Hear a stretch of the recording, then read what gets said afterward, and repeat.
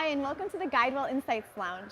My name is Jessica DeMassa, and I am here with two very great guests. I'm here with Moira Gunn, who's the host of NPR's Tech Nation and its regular segment, Biotech Nation, and also Jamie Metzl, who is the Senior Fellow for the Atlantic Council, and he's also an author. His new book is Eternal Sonata. So welcome to both of you. Thank you for joining us here at Exponential Medicine in our Insights Lounge. So I wanted to start out, we're talking to both of you because obviously you're biotech experts, and we'd love to hear. Awesome.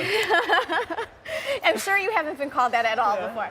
No, but I want to know, so bring us up to speed for everybody who's watching. Where are we at? What's the state of play with biotech right now? What's going on?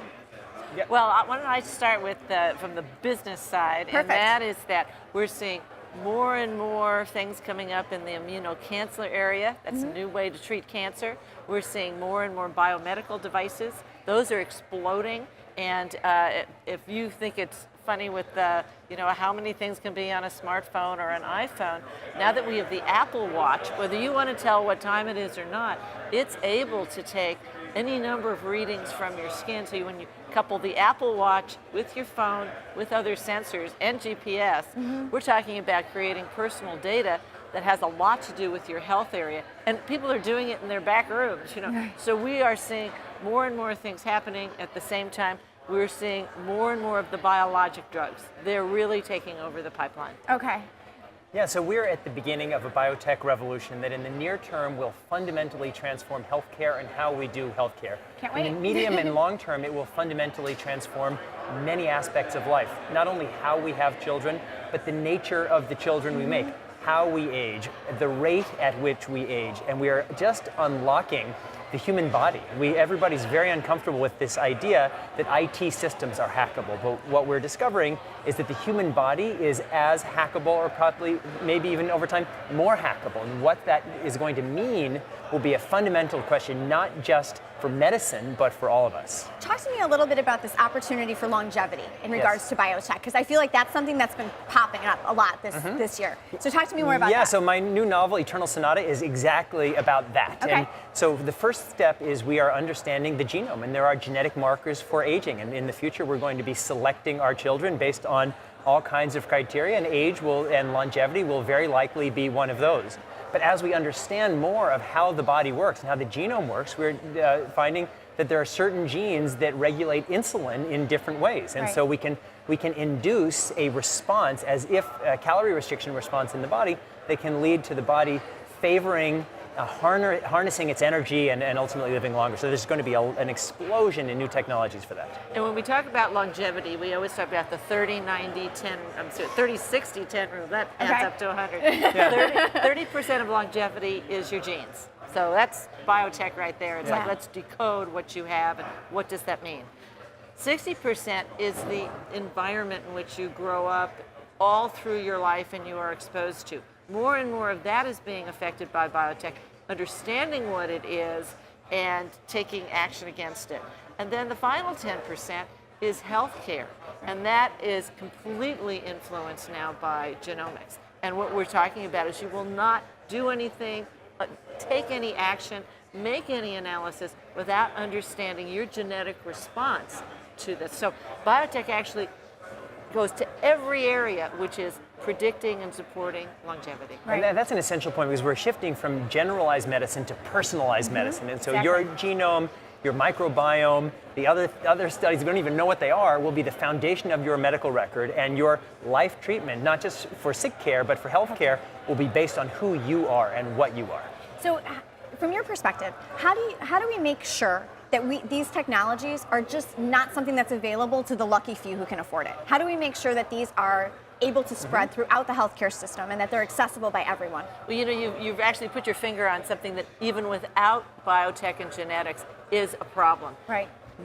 Most of the market, meaning over 50% of pharmaceuticals of any sort, is the United States. We can pay for them. We have a model where private companies, or publicly traded companies, create the drugs, and they have to put them to the places where they get return on investment.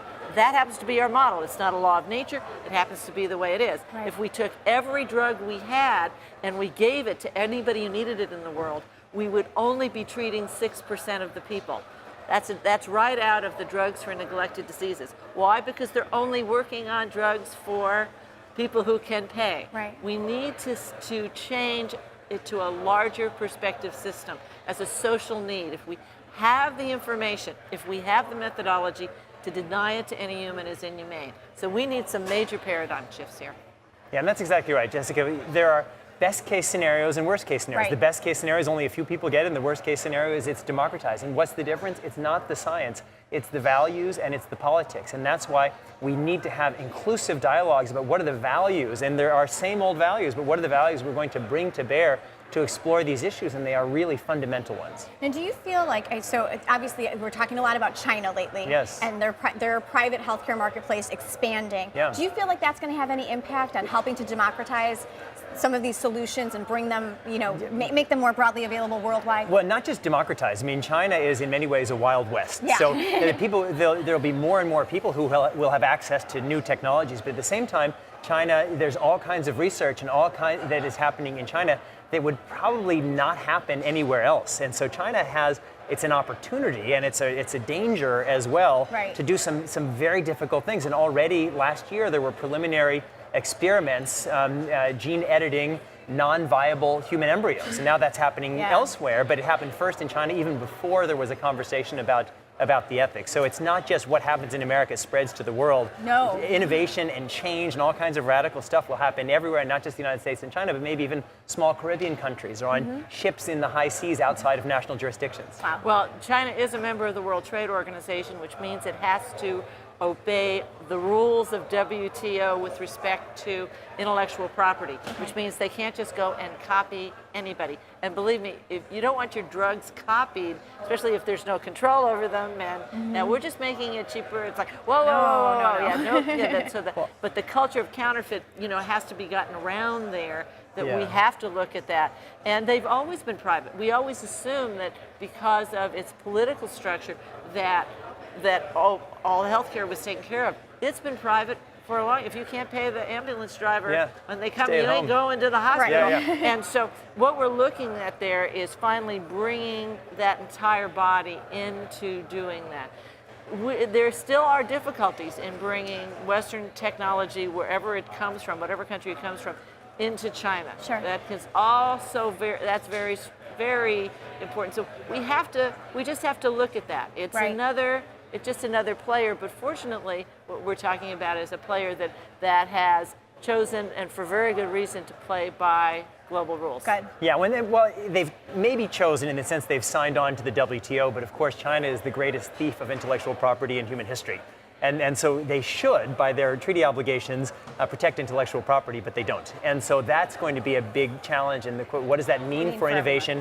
What does it mean for innovation if you invest billions of dollars to develop something and it's stolen through computer systems? Reverse theft. engineering. Yeah, reverse. So all those we've kinds got to of deal things. with all of those absolutely. things. And but it means that there's no blanket reason to say no, but be careful. Right. We have to be careful. Okay, so we're being careful of that. But let's end this conversation on a positive note then. So what has you most optimistic about the future of healthcare, broadly speaking? What are you most optimistic about? Everybody is so negative about the world. But when you look at all of the indicators of health, of longevity, of war, the world is actually getting better. We have all of these incredible tools that not only will allow us to encourage populations to be healthier, but they're going to do it. People are going to know more about themselves. They're going to have personalized medical systems that will allow them not to say, well, I have a headache, I'm going to take an aspirin, even though I may be one of the people who die from an aspirin or a Tylenol. I'm going to get my own medicine. So I think that we're moving in a very, very positive way. But just as you said, Jessica, we need to make sure that our values are woven throughout everything we do. Well, the challenge has been, how do we get treatments approved, and that also goes for biomedical devices, surgical diagnostics, you name it. And all of those things are now last millennium. They're all, it's like we didn't have the technology, we didn't have the science, but they're all saying we got to follow these rules, and we have new things. We have to change those rules. But given that, my biggest hope are in all the people working there. They will not stop. They not only invented these things, working on, they are not going to stop until it happens. And so my biggest hope is just embedded in the will and determination of all the people working on it. They will not stop. A dogged pursuit of innovation. Yeah, that's true. You guys, they don't go on to new ones. They want the old ones accepted and to be put into place. Wonderful. Well, thank you both so much for joining us here today. We really appreciate all of your insights. It's been wonderful speaking with you, Moira and Jamie. Thank you so much for joining us. This is Jessica DeMassa from the Guidewell Insights Lounge.